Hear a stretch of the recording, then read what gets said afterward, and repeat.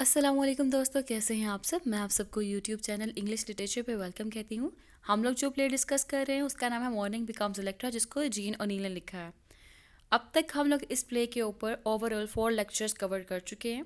First 2 lectures जो है वो डील कर रहे हैं इसकी सिग्निफिकेंस से, टाइटल सिग्निफिकेंस क्या है, राइटर का जो राइटिंग स्टाइल है वो क्या है, और उसके अलावा ये राइटर ने ये प्ले लिखा क्यों, इस प्ले का कंपैरिजन और स्टेट ट्रायोलॉजी के साथ, इसके करैक्टर्स जो हैं वो और स्टेट ट्रायोलॉजी के अंदर भी करैक्टर आते हैं उनसे क्या लिंक्ड है। और इसके अलावा हम लोगों ने बात कर ली इसके इंपॉर्टेंट क्वेश्चंस की, इंपॉर्टेंट थीम्स की। फिर हम लोगों ने बात की इसके ऊपर एडिपस कॉम्प्लेक्स की, इलेक्ट्रा कॉम्प्लेक्स की, प्यूरिटनिज्म की। तो इन शॉर्ट सारी फाउंडेशनल स्टडीज़ जो है वो फर्स्ट 2 लेक्चर्स के अंदर हम लोगों ने कवर कर ली थी। फिर जब हमने थर्ड लेक्चर स्टार्ट किया, थर्ड लेक्चर से हम लोग अपनी समरी की तरफ आए थे, जिसमें हम लोगों ने मॉर्निंग बिकम्स इलेक्ट्रा जो कि एक ट्रायोलॉजी है उसका फर्स्ट प्ले डिस्कस किया था, द होम कमिंग्स। और उसके बाद हम लोगों ने फोर्थ लेक्चर में डिस्कस किया था द हंटेड, इसका सेकेंड प्ले। और अब ये जो वीडियो है उसका लास्ट लेक्चर होगा जिसके अंदर हम लोग द हाउंटेड को डिस्कस करने वाले हैं, जो कि लास्ट प्ले है मॉर्निंग बिकम्स इलेक्ट्रा का। एंड आई अश्योर यू कि अगर आप ये सबके सब लेक्चर्स जो हैं, ओवरऑल 5 लेक्चर्स कंप्लीट होंगे ना सीरीज़ के ऊपर, अच्छे से देख लेते हैं ना, तो आपको इस प्ले के रेलिवेंट कोई भी कन्फ्यूजन नहीं होगी। आपको ये प्ले बहुत अच्छे से अंडरस्टैंड हो जाएगा। और इस प्ले पे आपको कोई भी क्वेश्चन आए, कोई भी एमसीक्यूज आए, तो आप उसको ईजिली अटैम्प्ट कर पाएंगे। तो स्टार्ट करते हैं अपने थर्ड पार्ट द हाउंटेड को। इससे पहले थोड़ा सा रिव्यू दे दूँ कि हम लोगों ने लास्ट लेक्चर में क्या पढ़ा था। द हंटेड के अंदर हमने पढ़ा था कि जो ब्रांड था उसको मार दिया था ऑरन ने, और साथ में जो ऑरन की मदर थी उसने सुसाइड कर ली थी। ठीक है, यहाँ तक वो हुआ था। अब ये स्टार्ट हो रहा है प्ले आफ्टर 1 ईयर। ठीक है, 1 साल बाद क्या हुआ है, 1 साल बाद ऐसा हुआ है कि जो मैनन हाउस था वो बिल्कुल वीरान हो चुका हुआ है। और जो लोग थे वो सोच रहे थे कि अब मैनन हाउस के अंदर सिर्फ सिर्फ रूहें रहती हैं। ठीक है, भूत। अच्छा, और उसके बाद जो है लिविनिया ऑरन, ये दोनों ना 1 ईयर लेटर ना ईस्ट से वापस आए हैं, अपने मैनन हाउस में ट्रिप पे गए हुए थे। और 1 साल के अंदर जो इनकी अपेयरेंस थी लिविनिया की और ओरेन की, टोटल चेंज हो चुकी हुई थी। ओरेन अपने फादर जैसा लगने लग पड़ा था और लिविनिया अपनी मदर जैसे लगने लग पड़ी थी।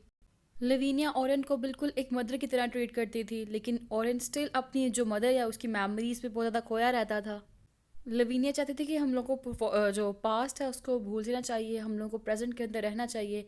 लेकिन इनके जो मैनन हाउस था वहाँ पे हर जगह कोई ना कोई पोर्ट्रेट्स लगी हुई थी इनके फैमिली की। वो जब भी पोर्ट्रेट्स को देखती थी लवीनिया खुद भी पास्ट में चली जाती थी। इसको घोस्ट ऑफ पास्ट कहा जाता है, मीन्स टू से माजी की यादों में रहना। अब ऐसा होता है कि ऑरन और लिविनिया दोनों घर के अंदर होते हैं, तो एक टाइम पे ना लिविनिया को ऑरन नहीं मिल रहा होता। लिविनिया ओरन को बुलाती है, तो फिर ओरन जो है वो स्टडी रूम से कहता है कि मैं स्टडी रूम में हूँ और मुझे फील हो रहा है कि मेरी मदर क्रिस्टिन जो है ना वो स्टडी रूम में मेरे पास बैठी हुई हैं।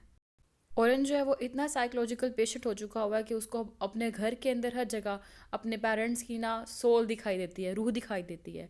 ठीक है, और ओरन जो है ना बड़ा रिग्रेट फील करता है कि मैं अपनी माँ से माफ़ी नहीं मांग सका, मेरी वजह से मेरी माँ ने ना सुसाइड कर ली। टाइम जो है वो इतना जल्दी निकल गया और मैं अपनी माँ को रोक ना सका। और उसने अपनी लाइफ को बहुत ज़्यादा टॉर्चर वाला बना लिया है। और वो उस टॉर्चर से निकलने के लिए कहता है कि ना मैं जो ना अपनी माँ का बेटा नहीं, मैं अपने बाप एजरा का बेटा हूँ। ठीक है, अब वो जो उसके अंदर एडिपस कॉम्प्लेक्स है ना उसको ख़त्म करना चाह रहा है, ओवरकम करना चाह रहा है। तो कहता है मैं अपने बाप एजरा का बेटा हूँ।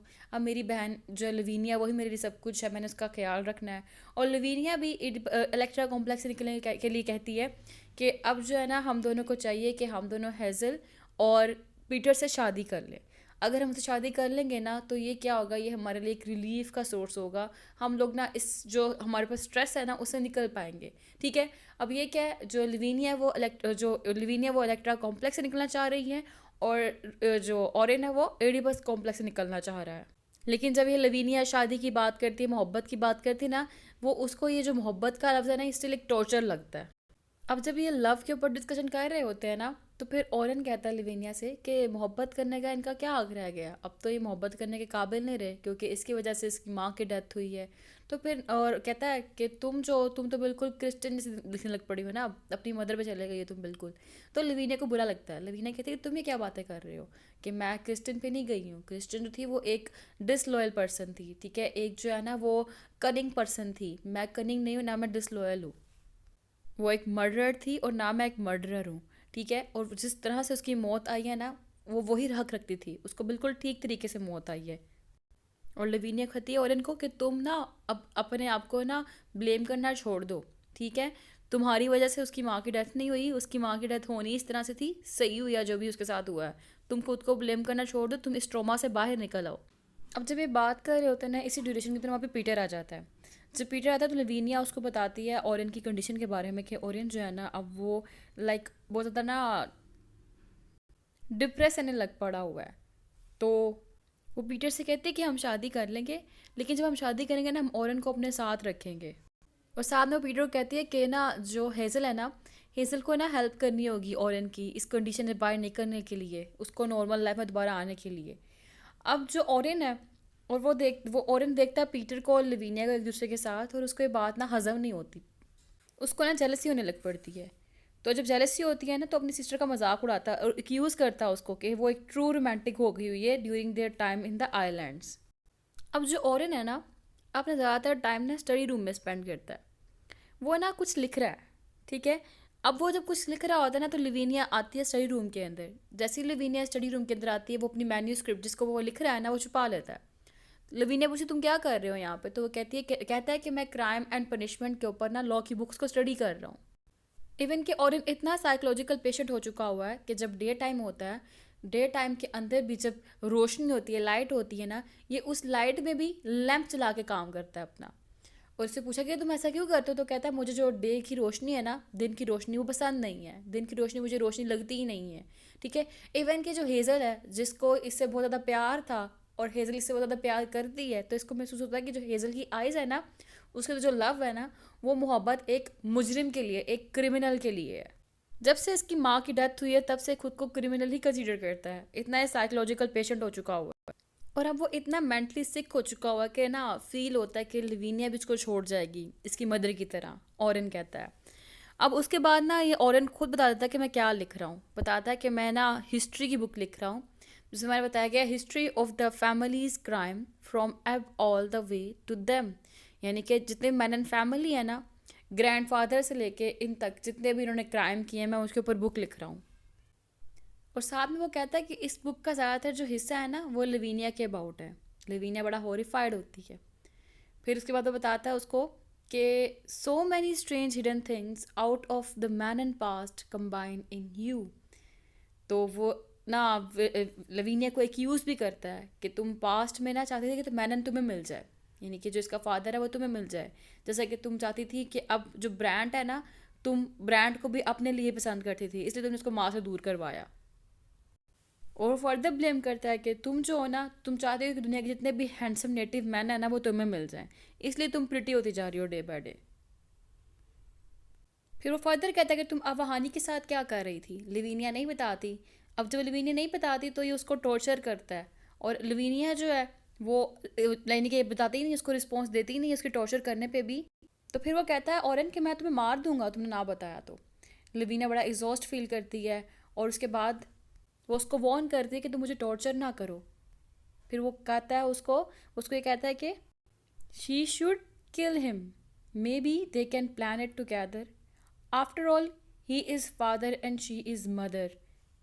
और जब वो खुद को फादर और इसको मदर कहता है, वो सिंबॉलिकली कह रहा है रोल के लिहाज से। तो लिविनिया को ना टॉर्चरिंग और ज़्यादा फील होता है, वो अपने कानों के ऊपर हाथ रख लेती है और उससे कहती है मुझे उसको अकेला छोड़ के चला जाओ, तुम चले जाओ यहाँ से।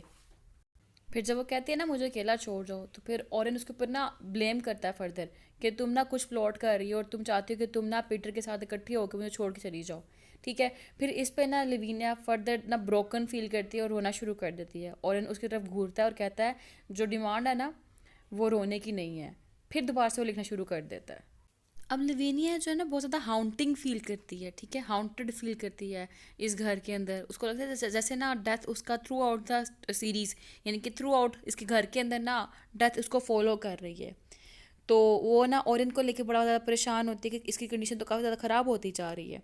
और इसी ड्यूरेशन में पीटर और हेज़ल आते हैं, ठीक है। हेज़ल जो है ना वो ऑरेन को अपने साथ लेके जाना चाहती है अपने घर, क्योंकि वो उसको लगता है कि ना ऑरेन जो है ना वो लिविनिया की ना लाइक कंपनी में रह कर बहुत ज़्यादा परेशान होता जा रहा है, उसकी तबीयत बहुत ज़्यादा ख़राब होती जा रही है। तो वो चाहती है कि इसको अपने साथ घर ले जाए और इसका ख्याल रखे, तो उससे उससे ये होगा कि जो ऑरेन है उसकी जो कंडीशन है वो ठीक हो जाएगी। फिर जब ऑरेन आता है ना, ऑरेन कहता है मुझे ना हेज़ल से अकेले में बात करनी है। फिर जब दोनों अकेले होते हैं ना, ऑरेन हेज़ल को ना एक इन्वेलप देता है और कहता है कि लवीनिया को ये देखने मत देना, जब तक कि वो मर ना जाए और जब तक कि ये जो वो ना पीटर से शादी ना कर ले तब तक। और तुमने कोशिश ये करनी है कि जो इसके अंदर लिखा है ना वो पहले पीटर पढ़ ले। हैज़ल बड़ा कंफ्यूज होती है कि ये क्या कह दिया इसने, लेकिन फिर ऑरेंज को ये भी कहता है कि लिवीनिया जो है ना वो हैप्पीनेस को डिज़र्व नहीं करती, और ये भी कहता है कि जो तुम हो ना तुम्हें मुझसे प्यार नहीं करना चाहिए। ये बात सुन के हेज़ल बड़ा ज़्यादा हर्ट होती है और वो कहती है ऑरेन को कि तुम मेरे साथ आ जाओ। ऑरेन रिफ्यूज़ कर देता है अपनी सिस्टर की बेस पे। तो वो कहती तुम अपने सिस्टर से इतना क्यों डरते हो। इसी ड्यूरेशन पे ना एक नॉइज़ क्रिएट होती है हॉल के अंदर, और इस जो है ऑरेन जो है ना वो उसको कहता है कि तुमने खामोश रहना है, तुमने जो इन्वेलप है इसको सीक्रेट रखना है, ठीक है, वापस जाओ इस इन्वेलप को अपने साथ लेकर। फिर लिवीनिया आती है और ना जब वो आती है तो उसको बड़ा स्ट्रेंज फील होता है इन दोनों को देखकर। वो पूछती है कि पीटर कहाँ पे है, और इसके बाद जैसे लिविनिया आती है तो हेज़ल जो है ना वो उस इन्वेलप को अपने बैग पे छुपा लेती है, और लिविनिया चीज़ को नोटिस भी करती है। फिर ऑरेंज जो अपनी सिस्टर को बताता है कि वो ना हेज़ल के घर जा रहा है, और इसकी सिस्टर जो है वो अप्रूवल दे देती है, सॉरी डिस अप्रूवल दे देती है, कहते हैं कि नहीं तुम नहीं जाओगे, तुम यहाँ पे ही रहोगे। और ये सुनकर जो है ना हेज़ल को बड़ा गुस्सा आता है, और हेज़ल गुस्से में कहती है कि ऑरेंज जो है ना बड़ा हो चुका है, वो जो चाहता है वो कर सकता है, तुम कौन होती है उसके ऊपर रोप झाड़ने वाली। और ऑरेंज भी खुद के लिए खड़ा होता है कि हाँ मैं जाना चाहता हूँ, मैं बड़ा हो चुका हूँ। फिर लिवेनिया जो है एंग्रीली कहती है, गुस्से से कहती है हेज़ल को कि अपने काम से काम रखो, माइंड हर ओन बिजनेस। अब जब हेज़ल वापस जाने लगती है ना तो वो कहती है लिविनिया को कि अब हम दोनों मज़ीद दोस्त नहीं रहेंगे, ठीक है, अपनी दोस्ती ख़त्म कर देती है, और वो इन्वेलप को छुपाना भूल जाती है। लिविनिया वो देख लेती है और कहती है दिखाओ ये क्या है। हेज़ल से कहती है मुझे दो ये, और वो ऑरेंज से भी कहती है कि इसे इन्वेलप ले लो, और कहती है कि मदर से यानी कि माँ के लिए तुम दोबारा चीज़ें मत करो, तुम एक मैनन फैमिली से बिलोंग करते हो। ऑरेंज जो है वो पहले इनकार करता है, फिर लिविनिया जो है उसको कहती है कि वो जो तुम कहोगे ना ऑरेंज मैं करने को तैयार हूँ, लेकिन तुम इससे हेज़ल से वापस ले लो इसको। तो ऑरेंज जो है वो उसे कहता है ठीक है तुम मुझे वापस दे दो। वो उससे इन्वेलप वापस ले लेता है। इन्वेलप के अंदर बेसिकली मैन्यूस्क्रिप्ट होती है, वही मैन्यूस्क्रिप्ट जिसके अंदर इसने सारे के सारे क्राइम्स लिखे हैं मैनन फैमिली के, ठीक है। तो ये जब वापस ले लेता है उससे तो हैज़ल बड़ा ना उदास हो जाती है, सैड फील करती है कि इसने लिविनिया की बात मानी है। और साथ में ओरेन कहता है इसको हेज़ल को, the Oren she loved dead in the war, कि हेज़ल समझ ले कि जिस ओरेन से वो प्यार करती थी वो वॉर में मर चुका हुआ है। हेज़ल रोने लग पड़ती है और वहाँ से चले जाती है। फिर ऑरेन ना अपनी सिस्टर लिविनिया की तरफ देखता है और कहता है कि तुमने ना अब पीटर से मुलाकात नहीं करनी, तुमने पीटर को छोड़ देना है। और एक डिस्टॉर्टेड लस्टफुल लुक जो है ना इसके फेस पे अपेयर होती है, और वो कहता है अपनी सिस्टर को कि तुम्हें याद है तुमने कहा था शी वुड डू एनीथिंग। लिविनिया पूछती है उसे what horrible thing he is thinking of. तो वो कहता है तुम जो है ना मुझे मेरी मदर की तरह लगती हो। वो उसके बालों पे हाथ फेरता है, ठीक है, और कहता है बिल्कुल ये क्रिस्टन की तरह के हैं। और उसके बाद जो है लिविनिया बड़ा हॉरर फील करती है, और वो कहता है अपनी सिस्टर को कि हम दोनों हमेशा साथ रहेंगे, अपने रिलेशनशिप को लेकर जाएंगे। अब जो इस पर लिविनिया बड़ा शॉक्ड होती है, और वह कहती है for God sake no, you are insane, you can not mean, ठीक है। और लिविनिया कहती है कि तुम अगर इतने ही हो ना तो तुम मर जाओ। चीखती है, वो कहती है he would kill himself if only he were not a coward. इसकी बात सुन के और ऑरेंज जो बड़ा टॉर्चर्ड फील होता है, और वो कहता है this would be justice and if this would be justice. उसको लगता है कि जो मदर है ना वो लिविनिया के थ्रू बोल रही हैं, और मदर ये चाहती है कि मैं खुद सुसाइड कर लूँ, मैं मर जाऊँ। और वो कहता है कि अगर मैं खुद को मार लेता हूँ ना तो मैं ना मदर के साथ आइलैंड पे होऊंगा। मतलब अब साइकोलॉजिकल पेशेंट हो चुका हुआ जो, उसको लगता है क्रिस्टाइन जो है ना वो यहाँ पे घर में है और मुझे लेने के लिए आई हुई है, ठीक है। और वो कहता है मैं जा रहा हूँ उसके पास, ये कहकर वो भागता है। लिविनिया उसको रोकती है, वो नहीं रुकता, लिविनिया को धक्का देता है और चला जाता है वहाँ से। और इसी ड्यूरेशन में जो है ना पीटर वो दोबारा आता है, और वो कहता है हेज़ल कहाँ पे है। तो ऑरेन कहता है वो घर से ले गई हुई है। ऑरेन कहता है मुझे ज़रा जल्दी है कि मेरी जो पिस्टल है वो ज़रा गंदी हो चुकी है, रस्टी हो चुकी है, मुझे उसको साफ़ करना है। ये कह के ऑरेन चला जाता है वहाँ से। और जब ऑरेन पिस्टल को साफ़ करने का कह के भागता है वहाँ से, तो लिविनिया उसका पीछे करने के लिए जाती है, लेकिन जब वो पीछा करने जाती है तो वहाँ पे वो रुक जाती है, और वो पीटर के पास रुक जाती है, और पीटर से बैक करती है कि तुम मेरे पास रहो और मुझसे शादी कर लो, ठीक है। और उसके बाद जो है ना ये खामोश रहती है क्योंकि ये कुछ सुनना चाह रही होती है। सुनती क्या है ये, अचानक एक आवाज़ आती है, अ शॉट साउंड, ठीक है, एक गोली के बजने की आवाज़। ऑरेन जो है ना खुद को गोली मार लेता है, और ऑरेन के खुद को गोली मारने के बाद वो जो इन्वेलप होता है जिसके अंदर मैन्यूस्क्रिप्ट होता है ऑरेन का लिखा हुआ, ये इसको ड्रॉर में रख देती है और उसको लॉक कर देती है और छुपा देती है।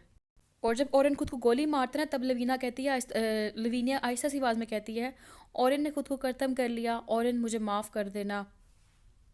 वो लिफाफा जो था इनवायलेट दराज में जब छुपाती है तो कहती है, मैंने इनकी फैमिली के जो सीक्रेट्स थे उनको छुपाने का यही एक तरीका था। अब 3 दिन गुजर चुके हैं। 3 दिन गुजरने के बाद जो सूरज है वो ब्राइटली शाइन कर रहा है मैनन हाउस के ऊपर, और लिवीनिया बिल्कुल अपनी मदर की तरह फ्लावर को उठाए हुए आई है। और ये कितना और था कि एक सोल्जर अपनी गन को क्लीन करते हुए उसकी डेथ हो गई। लिवीनिया जो है इसने एक मॉर्निंग ड्रेस पहना हुआ है, और इसको सथ कहता है कि तुम अब रेस्ट कर लो, बहुत कुछ बुरा हो चुका है। ये सथ को कहती है कि there is no sleep in the house of death of and hate. कहती है ऐसा घर जहाँ पे सिर्फ डेथ और हेट हो, उस घर में ना कोई रेस्ट नहीं होता, कोई नींद नहीं होती। और बड़ा एक्साइट होकर ना वो एक्साइटेडली बताती है सेथ को कि सेथ कि आज वो ना पीटर से शादी करने वाली है और चले जाएगी यहाँ से। और साथ में ही ना वो सेथ को ये भी कहती है कि ये जितना भी है ना मैनन हाउस, ठीक है, वो उसको बंद कर देगी and leave the portraits in the dark and be the last मैनन। और जितनी तस्वीरें हैं इस घर के अंदर उसको भी अंधेरे में छोड़ जाएगी। फिर उसके बाद हेज़ल आती है। हेज़ल जो उसने ब्लैक ड्रेस पहना हुआ है, अगेन मॉर्निंग ड्रेस, और वो लिविनिया से मिलती है और कहती है कि जो है ना ये ओरिन ने खुद को मारा है, ये एक्सीडेंट नहीं है, ठीक है, तुमने टॉर्चर किया है, तुम्हारी वजह से उसकी डेथ हुई है। अब उसके साथ साथ जो है ना क्या नाम था इस लड़की का, हेज़ल। हेज़ल कहती है लवीनिया को कि मैं तुमसे भीख मांगती हूँ कि तुम मेरे भाई की जो लाइफ है वो तबाह मत करो, तुम उससे शादी मत करो। वो कहती है मेरा भाई जो है वो बहुत ही अच्छा बेटा और अच्छा भाई है, और तुमने उसको अभी से तबाह करना शुरू कर दिया हुआ है, और मुझे खौफ है, मुझे डर है कि तुमने जिस तरह अपने भाई की लाइफ तबाह की थी और इनकी, उस तरह मेरा भाई है वो ना कर ले, यानी कि पीटर अपने आप को तबाह ना कर ले। और मुझे इस चीज़ का भी खौफ है कि जो औरन ने अपने साथ किया है ना, वही मेरा भाई भी अपने साथ ना कर ले तुम्हारी वजह से, तुम उसका पीछा छोड़ दो। लिविनिया सब बातें सुनने के बाद हेज़ल को धमकी देती है कि तुम यहाँ से चले जाओ, वरना वो ना औरन की पिस्टल ले आएगी और तुम्हें उससे मार देगी।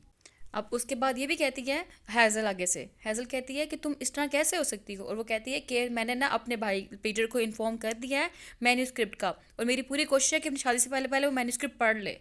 फिर 3 डेज़ लेटर, जैसा कि मैंने बताया था, अभी हेज़ल आई थी, साथ ही पीटर भी आता है। अब पीटर आता है, हेज़ल चल जाती है वहाँ से। अब जब पीटर वहाँ पे आता है ना, तो वो लिविनिया से कहता है कि हम शादी कर लेंगे और हम इस घर को हमेशा हमेशा के लिए छोड़ के चले जाएंगे। फिर लवीनिया कहती है कि क्यों ना हम लोग आज के दिन ही शादी कर दें, और पीटर जो है ना ये बात कह के रिजेक्ट कर देता है कि आज तो जनाजा है, आज तो फ्यूनरल है और इनका, हम आज कैसे शादी कर सकते हैं। और साथ में वो अपने डाउट को भी एक्सप्रेस करता है और पूछता है क्या औरन ने कोई ऐसी चीज़ लिख छोड़ी हुई है अपने अपने डेथ से पहले जो इन दोनों की शादी को रोक सकती है। फिर उसके बाद जो लवीनिया है एक सैडिस्टिक सी स्माइल के साथ उसको कहती है the dead between the the dead coming between, ये कहती है। और उसके बाद फिर से वो इंसिस्ट करता है पीटर कि कुछ तो बात है, और जो लवीनिया उसको इंसिस्ट करती है कोई बात ऐसी नहीं है, तुम गलत सोच रहे हो, उसने कुछ भी ऐसा नहीं लिखा। फिर अचानक ऐसा होता है कि ना लवीनिया जब उसको बुला रही होती है पीटर को, तो पीटर को बुलाते बुलाते कहती है want me take me Adam, वो उसको एडम कह बैठती है। फिर पीटर जो है बड़ा परेशान होता है कि लवीनिया ने यह कह दिया। लवीनिया जो है वो खामोश रहती है। फिर वो है ना लिविनिया वो डेड वॉइस में इसको कहती है she can not marry him and he must leave and go home to his mother and sister, love is not fair for her. अब पीटर जो है बड़ा ही ज़्यादा उदास फील करता है और परेशान हो जाता है और पूछता है इससे कि मैन्यूस्क्रिप्ट में क्या था और इसने क्या कुछ किया था नेटिव्स के साथ। तो लिविनिया उसको रिपल्ट करती है, उसके क्वेश्चन का आंसर देती है, कहती है कि she did lust with the man. और ये चीज़ तो है, ये चीज़ परेशान कर देती पीटर को। पीटर इस बात को बर्दाश्त नहीं कर पाता और वो कहता है कि औरन ने जो खुद को मारा है वो लवीनिया की वजह से ही मारा है, ठीक है। और वो कहता है कि जो लवीनिया है उसको इसकी पनिशमेंट ज़रूर मिलेगी, और ये कह के वहाँ से चला जाता है। जब पीटर जा रहा होता है और लवीनिया जो है वो अचानक इतनी ज़्यादा मायूस हो जाती है और ऊंची आवाज़ में चिल्ला के कहती है ये सब झूठ है, मैंने कुछ नहीं किया। लेकिन पीटर वहाँ से जा चुका होता है। सेथ वहाँ पे आता है और वो कहता है कि तुम अब मैनन हाउस पे मत जाओ, लेकिन लिविनिया कहती है मैं मैनन हाउस में वापस जाऊँगी क्योंकि मेरे अलावा कोई और प्लेसेस की नहीं है। अब सेथ को फील होता है कि जैसे जैसा कि ऑरन ने किया खुद के साथ, क्रिस्टन ने खुद के साथ किया, ये भी वही करेगी। लेकिन लिविनिया कहती है कि वो अपने साथ वो कुछ नहीं करने वाली जो कि क्रिस्टन ने और ऑरन ने किया था, वो अपने आप को पनिश करेगी, ठीक है, वो सुसाइड नहीं कमिट करेगी। और कहती है she will remain in the house and will live with the dead, this will be a worse punishment, the curse will be paid out when she dies. अब इसके बाद जो है कहती है कभी भी घर से बाहर नहीं आएगी, खुद को मैनन हाउस में बंद कर लेती है और उसका जो मुलाजिम होता है सैथ उसको कहती है कि तुम इसकी खिड़कियां दरवाजे सब कुछ बंद कर दो, ठीक है, और फूल उठाकर जितने भी हैं ना वो बाहर फेंक देती है। और जब लिविनिया मैनन हाउस में चले गई है तो इसके सब के सब दरवाजे बंद कर दिए जाते हैं और ये कभी भी उस रूम से वापस यानी कि उस हाउस से वापस नहीं आएगी। इसने खुद को पनिश किया है उन डेड्स के अंदर रहकर। यहाँ पे हमारा ये जो स्टोरी है कंप्लीट हो जाती है। इस प्ले का नाम हाउंटिंग भी है, द हाउंटिंग, द हाउंटेड नाम से भी प्ले जाना जाता है, लेकिन द हाउंटिंग नेम से ज़्यादा फेमस है। मैंने यहाँ पे द हाउंटेड लिखा है, तो आप अगर हाउंटिंग नेम भी लिख लें तो वो एक्यूरेट है, क्योंकि मोस्टली जो ये प्ले पढ़ा जाता है द हाउंटिंग नेम से पढ़ा जाता है। तो यहाँ पे हमारी समरी हो गई कंप्लीट। आई होप कि आपको इस समरी की प्रॉपर वे में अंडरस्टैंडिंग हो चुकी होगी, स्टोरी की अच्छे से समझ आ चुकी होगी। थोड़ा सा मैं समराइज़ कर दूं कि हम लोगों ने द होम कमिंग में पढ़ा था कि एगामेम्नन की एज़रा की डेथ हो जाती है और एज़रा का मर्डर क्रिस्टन करती है ब्रैंड के साथ मिलके। क्रिस्टन का अफेयर होता है ब्रैंड के साथ, वो दोनों मिलके मार देते हैं एज़रा को, ठीक है। हमने सेकंड प्ले में पढ़ा कि जो ओरेन है उसका बेटा वो मार देता है अपनी जो मदर के जो लवर होता है ब्रैंड उसको, और इसकी मदर सुसाइड कमिट कर लेती है, ठीक है। और हम लोगों ने लास्ट में पढ़ा कि ऑरेंज जो है वो खुद को मार लेता है साइकोलॉजिकल पेशेंट बन के। वो कहता है इसकी माँ ने खुद को इसकी वजह से मारा। और जो साथ में हमारे पास कैरेक्टर लिविनिया अकेली बची है मैनन फैमिली के अंदर, और वो खुद को हमेशा के लिए मैनन हाउस में बंद करवा लेती है और वो खुद को इस तरह से पनिश देती है। यहाँ पे हमारी स्टोरी हुई कंप्लीट। थीम की बात करें तो रिवेंज का थीम इंपॉर्टेंट है, post civil war America as ancient Greece. Incest का थीम इंपॉर्टेंट है इसके अंदर, the destructive power of deceit lying in wait, the past effects on the present, the absence of gods, puritanism का theme important है इसके अंदर। तो ये कुछ थीम्स है जो कि बहुत ज़्यादा इंपॉर्टेंट दिखाए गए इस प्ले के अंदर। तो आप इन थीम्स को समरी के साथ रिलेट करके पढ़ सकते हैं। और आई होप कि आपको लेक्चर अच्छे से कवर हो चुका होगा। कोई भी कन्फ्यूजन हुई तो आप पूछ सकते हैं। अगर समझ ना आए समरी को दोबारा देखिएगा, इससे आपको समरी अच्छे से समझ आ जाएगी। और आई होप कि आपको इस प्ले के अंदर कोई कन्फ्यूजन अब बाकी नहीं रही होगी। Thank you so much for watching this video. दुआओं में खास याद रखिएगा। तब तक के लिए अल्लाह हाफिज़। जब तक के लिए मैं आपके पास एक नई वीडियो के साथ ना आ जाऊँ। तो अब एक नई वीडियो में एक नई टॉपिक से फिर से मिलते हैं। अल्लाह हाफिज़। Thank you so much for watching this video.